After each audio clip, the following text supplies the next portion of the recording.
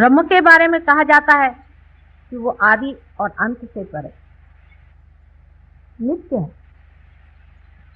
जिसे हम चैतन्य समझते हैं, जिसे हम चैतन्य शक्ति समझते हैं, उससे ब्रह्म का स्वरूप अलग। चैतन्य शक्ति उसी ब्रह्म का एक अंग है। ब्रह्म माने जो कुछ भी है सब कुछ ब्रह्म है।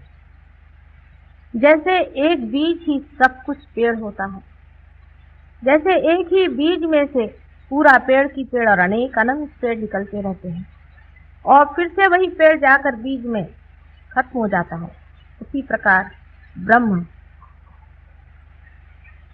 अनेक प्रकार विकारों में प्रादुर्भावित होता है, मैनिफेस्टेशन होता है और अंत में फिर वही बीज बन जाता है और फिर बीज से अनेकानेक अनंत विश्व उत्पन्न होते हैं।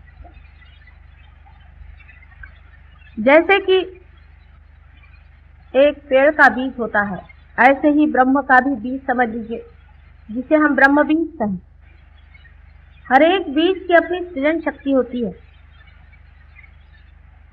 हर एक बीज सृजनात्मक होता है।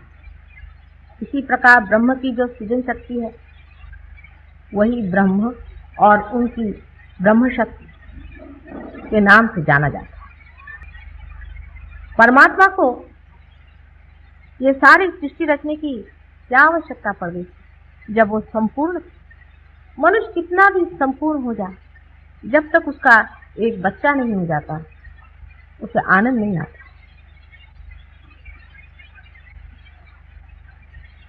उसको ऐसा लगता है मैंने जो कुछ भी कमाया ये किसके लिए।